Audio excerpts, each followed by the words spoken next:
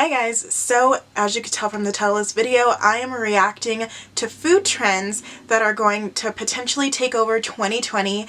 So for those of you who don't know, I am a certified health and life coach, and I want to say I'm qualified to be having everyone can have an opinion, but I'm more qualified than most to have an opinion about food and therefore food trends. So let's just get on into the video.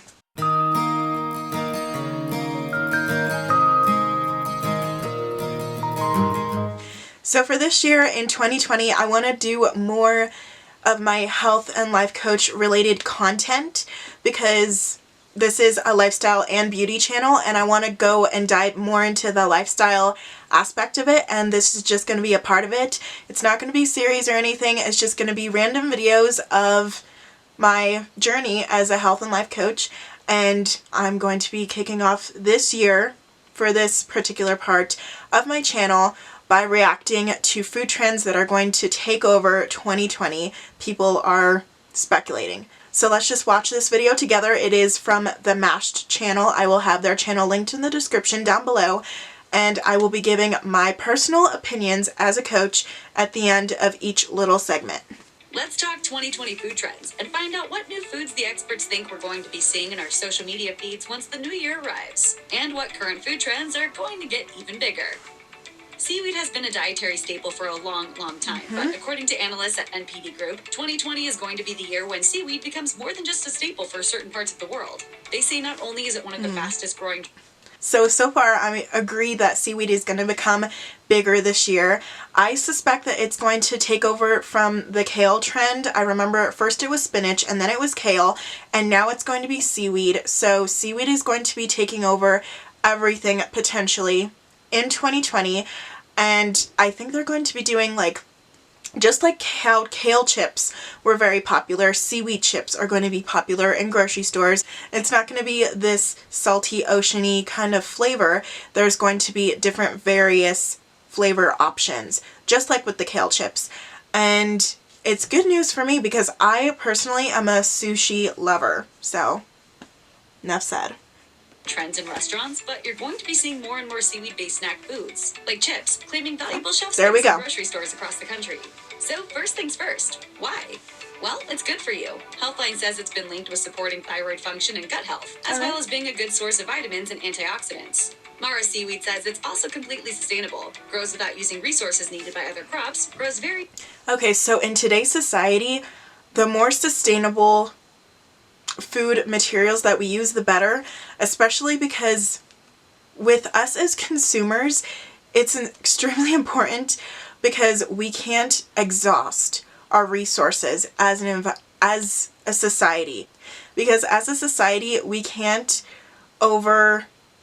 indulge in our resources to the point where they're scarce. So it's extremely important that it's sustainable. So this is great. Fast and remove CO2 from the atmosphere. It's no wonder that Prepared Foods is calling seaweed 2020's hot ingredient.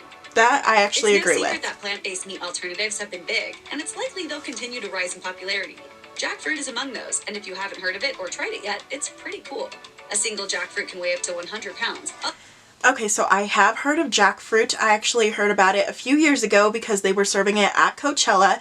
No, I've never been to Coachella personally, but I did see food videos about what they serve at Coachella, and jackfruit in particular caught my eye because it was a meat substitute, and they used it on nachos.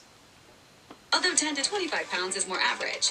It's traditionally found in Southeast Asia and the Pacific, and you can use the fruit, leaves, and seeds. It's incredibly versatile. You can eat jackfruit raw, dry, fry it, turn it into jam, or when it's prepared the right way, it's a strangely accurate substitute for pulled pork. There you go. Meat substitute. It's also pretty good when it comes to substituting for something like mutton. And in Bengali households, where it's been used as a staple for generations, it's even known as tree goat. It gets better. That's really interesting. Jackfruit is low calorie, low carb, high in protein, fiber, and vitamins. It's also a hardy crop that requires little irrigation. Just think of all those super creative jackfruit tacos, sliders, and bowls just waiting to be made, photographed, and put on Instagram. So I'm really excited if jackfruit comes to southern Colorado, that's where I'm from, and our grocery stores are a typical American grocery store. So if jackfruit comes here, I will be very excited, and I might even do a video about, you know, following a recipe on how to cook jackfruit, because I just think that's so interesting, especially with how the meat industry these days, and even with, no, just not even the meat industry, just animal products, they're actually becoming less popular, and plant-based products and protein are becoming more popular, and I think that has to do with millennials.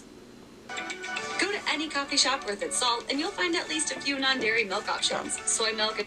So here are more plant-based options instead of the animal product industry.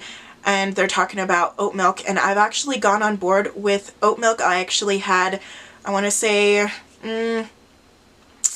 actually have oat milk ice cream in my fridge right now by So Delicious, and I feel like oat milk is just a game changer, and it's better than almond milk because almond milk takes more water to produce, so saving water too. And almond milk are pretty popular, but according to Bloomberg, oat milk is poised to be the next big thing in non-dairy milk for 2020. The people making those predictions are basing a large part of that on Oatly, a massive Swedish company who have recently invested $15 million in opening an oat processing plant in New Jersey. So I've heard of Oatly, but I've never personally tried them. I personally have only tried Planet Oat. Wow. I've only personally tried Planet Oat, and that's the brand that I'm sticking with for now. Between 2017 and 2019, oat milk sales have jumped from $4.4 million to $29 million.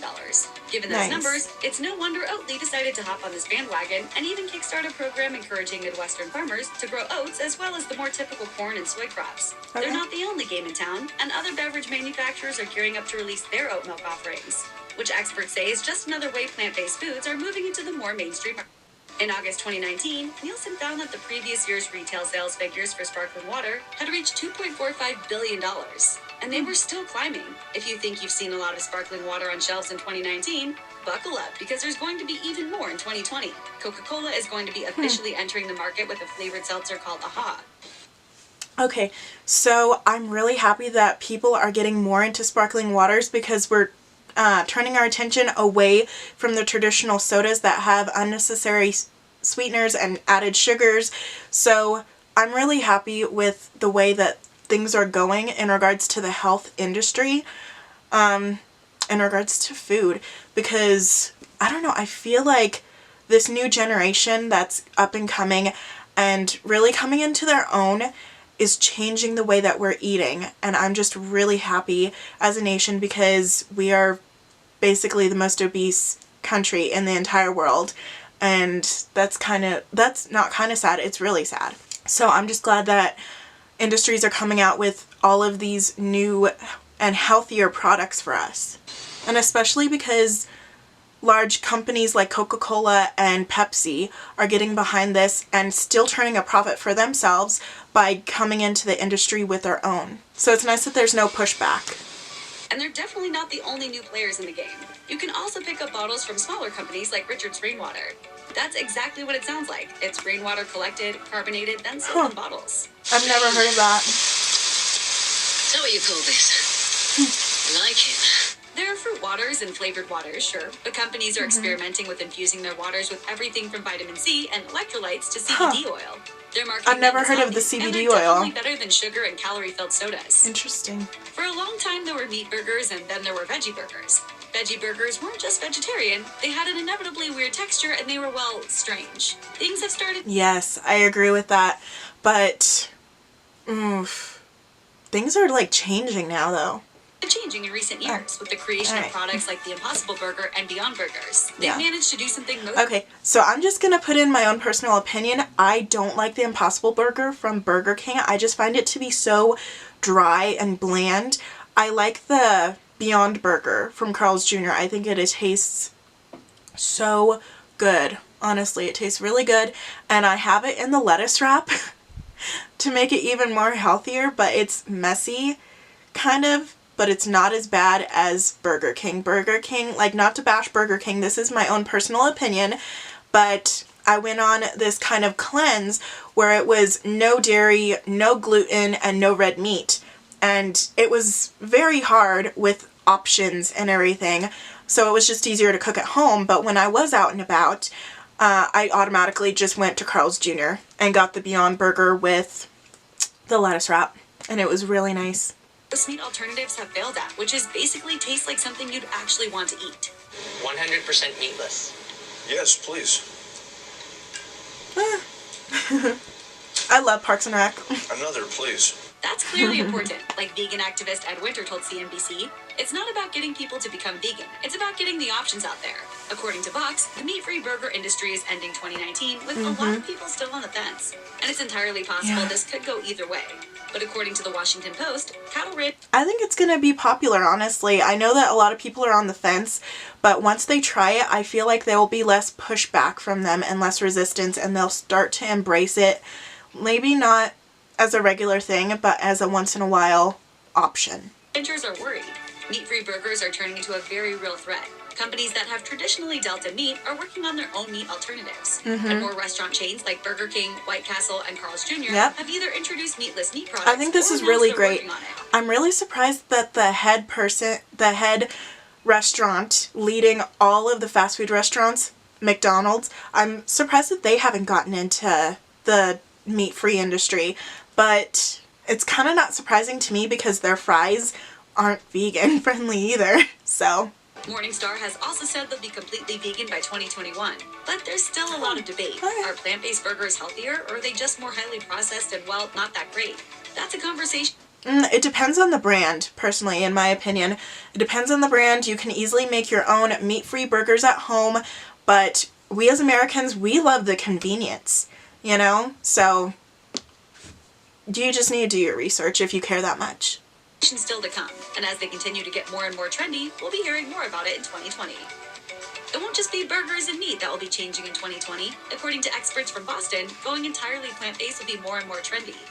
Give me the damn veggies. What does that mean? We're going to see hashtags popping up in 2020 that describe dishes made with things like nuts, legumes, and whole grains. And some grocery stores are already ahead of the game. Think of options like Trader Joe's cauliflower gnocchi and their pizza crust made from veggies. Making the switch to veganism is tough. I've never been to Trader Joe's, but I would love to do a vlog just like my first time at Trader Joe's. I think that would be so interesting and kind of cool. Vegan police! Vegan police! Toddy! You're under arrest for veganity violation. But the Association of UK Dietitians says there are other options. Lactoovo vegetarians, for example, don't eat meat, poultry, or seafood. But they do eat eggs and dairy. They're like coming up with all of these other names besides vegetarian and vegan. There's lactoovo vegetarians. There's so many things. I'll have a list right here on the screen. But I just find it very interesting that they're having so many different kinds of titles now, other than just vegan, vegetarian, and meat eater. And I think that's kind of cool. There are a ton of options out there, and if there's anything that people love to do, it's hop on board with this diet or that one. Fit says there are more and more people doing just that. Between 2016 and 2019, there's been a 600% increase in the number of Americans who identify as vegans. That's really good. And even if you really like meat, you don't have to become a full-on vegan or vegetarian. It's just limiting the amount of dairy and meat products you intake, because we as Americans intake way too much red meat, and it's really harmful for our arteries and our overall bodies. And it's just really sad that this culture is being pushed on us, especially at an early age, because McDonald's offers the kids meals with the toys and everything, and it brings us in, and it's really sad. With the wider availability of plant-based meal options, from breakfast sandwiches to gnocchi, you'd better believe it that more and more people are going to be sharing photos of their plant-based meals on Instagram. Why are you eating stem first? This is a new food for me. How else should I eat it? Oh my gosh, Kevin. The other way.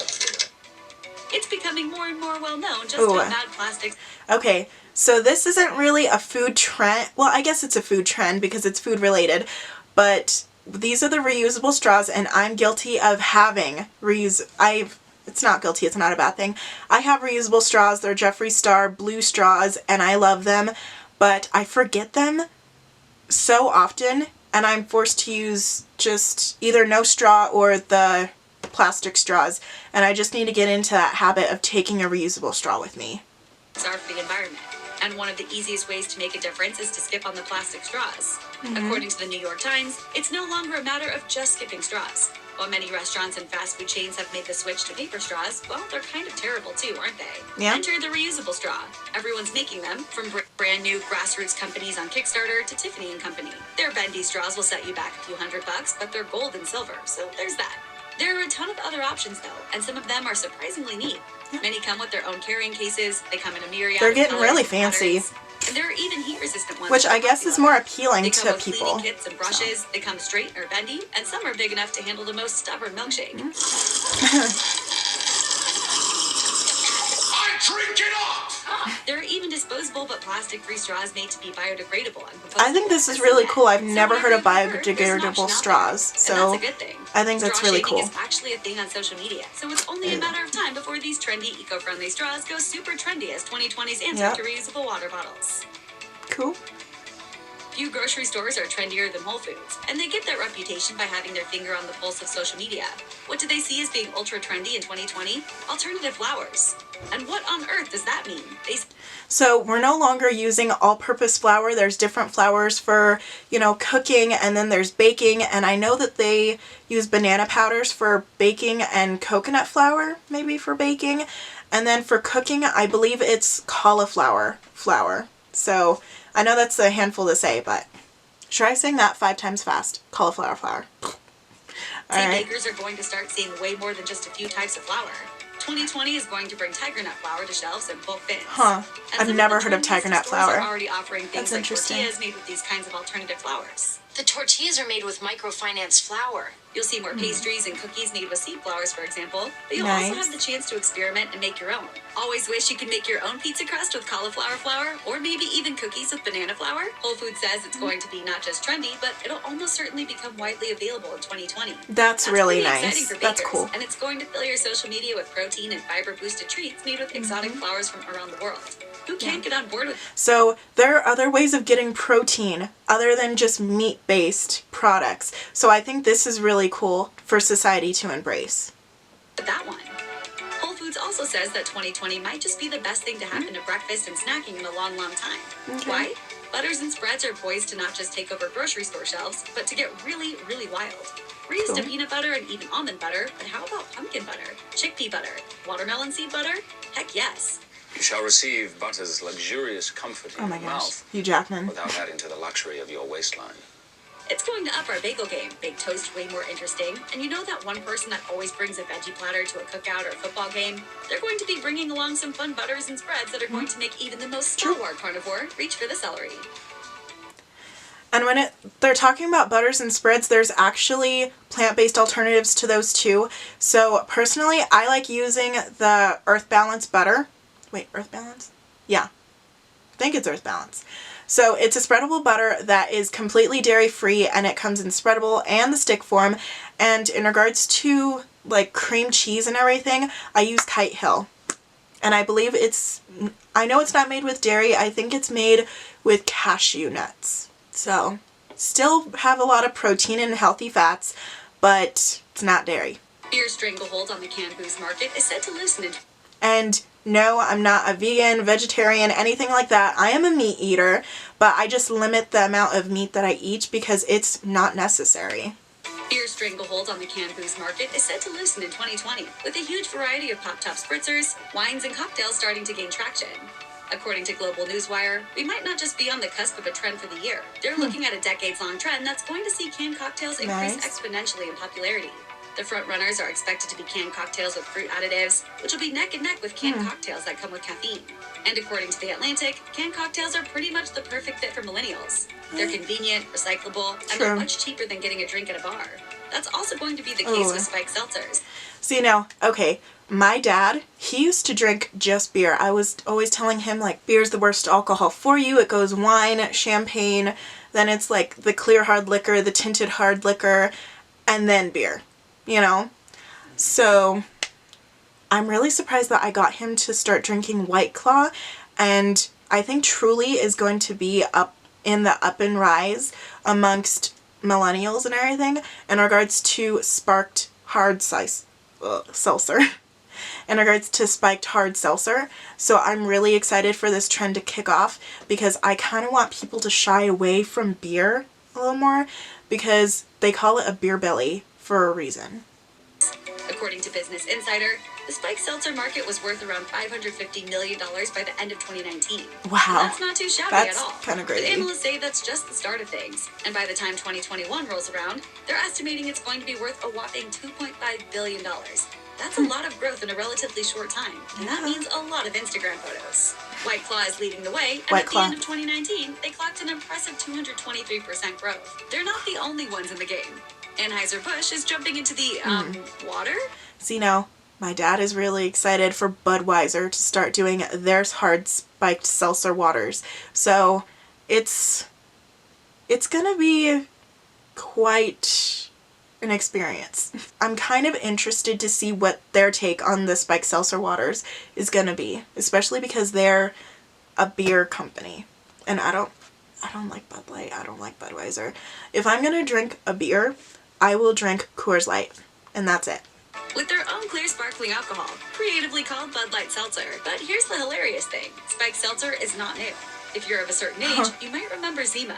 And those pre-range garbage. Who cares? Never heard of Zima. Have a Zima. It was essentially spiked seltzer, but it was never cool or trendy. It disappeared in 2008, but it's made a few modern appearances in limited release. Thanks to the rising trend of alcoholic seltzer.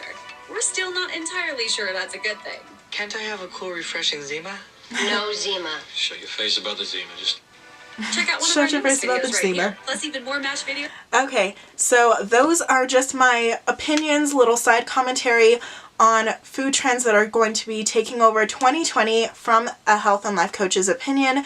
I hoped you liked this video, or at least found it a little bit entertaining. Remember, you're all strong, articulate, independent individuals. I do have a website if you are interested in any of the services that I offer. I offer a 90-day program that's called Love My Body, and it is mainly aimed towards those who have body image issues. And I chose that kind of audience because I personally had body image issues. I still struggle with it from time to time because I have body dysmorphia. And for those of you who don't know, body dysmorphia is kind of your mind tricking you when you look in the mirror. For me, it varies from day to day. But when I look in the mirror, it's kind of like a carnival mirror. So my mind is playing tricks on how I perceive myself. And I know what's happening and I'm very aware of it. And that's why it doesn't affect me as much as it used to from day to day. And it's just something that I'm going to have to deal with for the rest of my life. There's no cure for it. There's really nothing you could do. But I feel like I'm getting on the best that I can. And I'm really happy about it. And my website will be linked in the description down below as well as at the very end with the outro. I will see you guys later. Bye!